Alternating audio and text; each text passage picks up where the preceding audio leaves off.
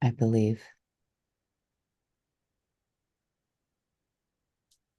That's really crusty to do that. We can always delete it. Okay. I believe. Okay. Live. Good morning. Good morning. So today we want to talk about something that you and I, our own selves, I guess. Patricia, you have kept off a 60-pound weight loss for how many years? Can you tell us a little bit about your story and why it relates to what you're doing now? Well, it's been on this pass, it's been 9 years that I've been keeping 60 pounds. I've never been able, I've always lost weight just to gain it back. And I thought either you're losing weight or you're gaining weight. I didn't know you could stay at a weight. And so the last 9 years, I have stayed at this weight. And my whole way I'm looking at it has totally transformed over these last 9 years.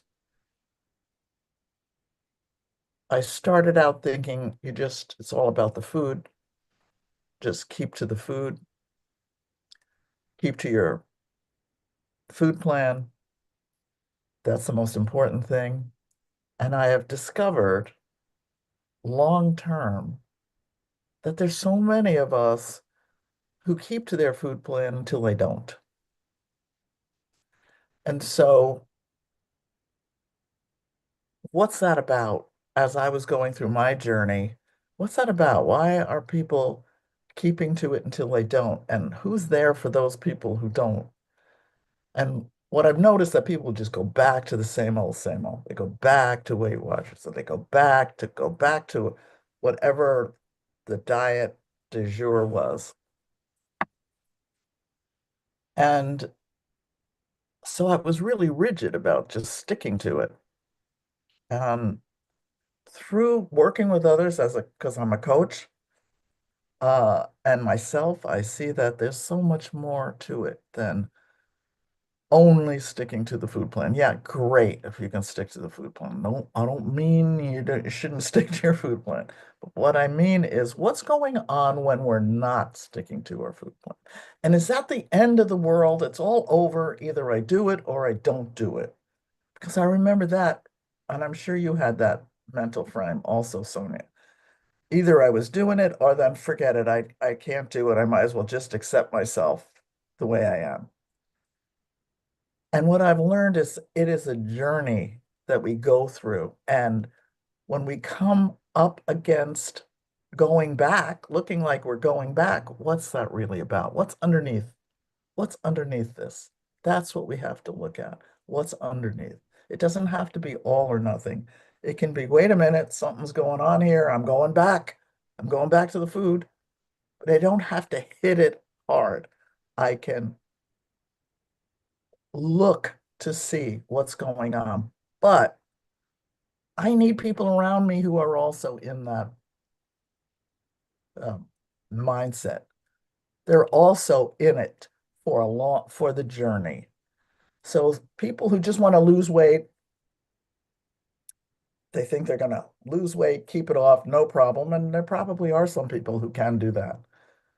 Not my case. My case was I've had a lifelong issue with putting it back, putting it back, putting it back. And I've discovered that it's really important to be in a community to understand what's going on and to be with people who can hear me when I'm saying it, not give me advice.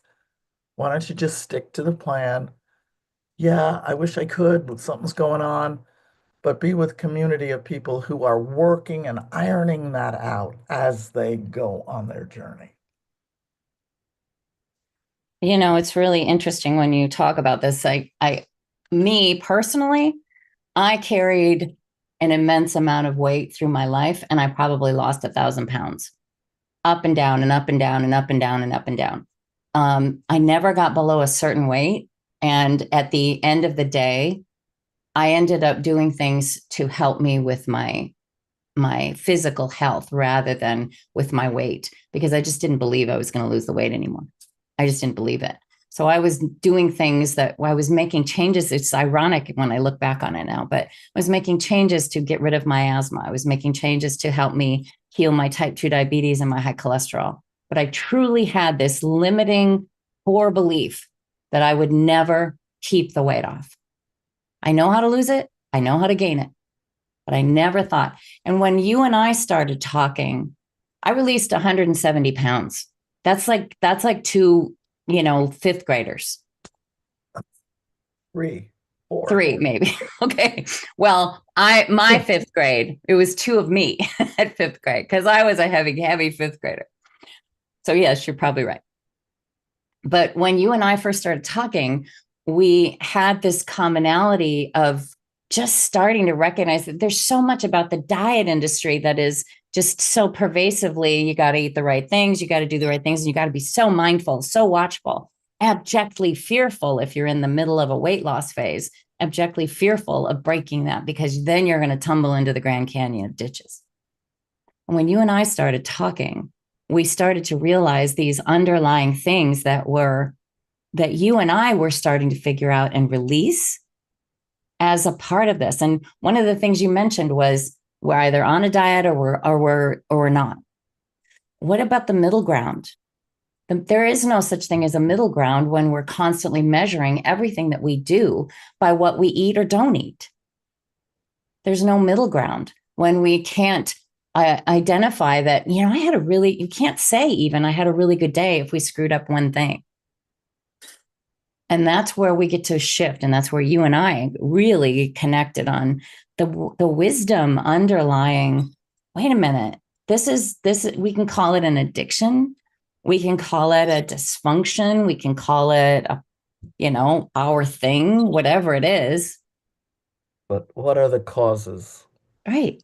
The eating and binging is the effect, but there are causes, and we need to go to the causes. Now, we don't want to do that, Sonja. We want to go like, let me just lose the weight because I'm unhappy because I have the weight. And as soon as I lose the weight, I'm going to now forevermore be happy.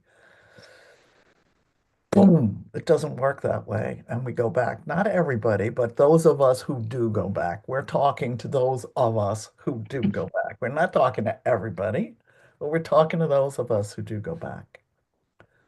There is something that can, there is, there is hope for allowing life and its journey to learn from and extract Exactly.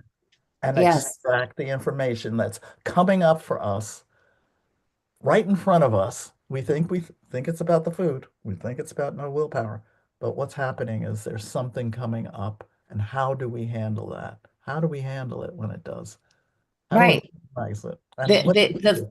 exactly. I mean, just this week, the flood of memory potentially of around holidays that were great, holidays that were bad, holidays that were in the middle, and now what is this that we have right now about the weirdness around these 2 weeks, for instance, with the holiday falling smack dab in the middle.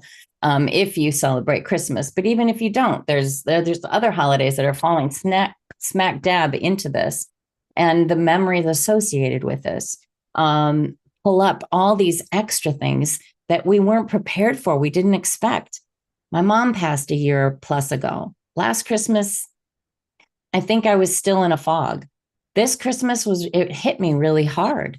And when we can sit in that pain, when we can even acknowledge that we've got some pain instead of numbing ourselves with something, that's the reason we go to food, to stop the thing or to change the thing or to numb the thing.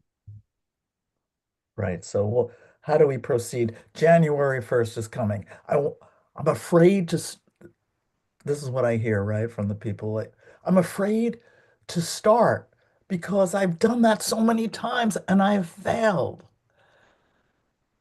It's a process. It's a process of learning and being with people who are like yourselves, who are working through their issues in a safe place where they can talk about it, be heard, and work through what you call, Sonja, the messy middle. There's a messy middle in there that we get an opportunity to work through. The middle of a book is just like, oh, I love the middle of a book. I love the middle of a movie. But there's a part of us that wants to finish the story and wants to get to the other side. I need to, and I don't want to Done. be here. I want to be done. I don't want to have this anymore. I don't want to have this problem anymore. No more. Yeah, okay. How's that gone for you? It just for me, kept coming back, kept coming back. Now I don't keep coming back. Now the jewel of the emotion as a jewel for me to see something. Wait a minute, why am I hungry here? Why am I feeling? What am I feeling? And be allowed to journey through that with others who are also on that path. And Mhm. it's safe, and we can do it at the wherever we are. We can do it from wherever we are. And that's what our course is aimed towards, Sonja. It's not aimed towards, okay, January 1st, start another diet. We're looking to work through our lifelong journey of who are we? Who's in there? Let's chip away at all this nonsense that keeps us so busy and keeps our energy sucked so large. Chipping away at it. Next week, next Saturday at 7 a.m. Pacific, 10 a.m. Eastern, you and I are going to get on a call and talk about recovery in a way that I hope is going to give people some delight. Um, we're calling it Discover, Explore, Awaken, feeding your heart's true hunger. And what we're looking for is ways to recognize that what we're really looking for when we grab for that food is nourishment of another kind. Yeah, that's great. So if that makes sense to you, join us. It's a free hour and a half conversation. Please join us and see what this work is all about. Yep. It's your work. It's your true life. I'll put the link to the sign up in the notes below. And Patricia, I just want to say how much I enjoy walking this journey with you. Yeah, amazing. It's been amazing to It find. has been. Yeah, It has and been. to find the people that we're walking this walk with. It's so encouraging, It as is. Ruth Gordon said when she received her Academy Award I think she was 78. She said, "This is very encouraging." Okay. Absolutely. Yeah, ciao. Bye bye.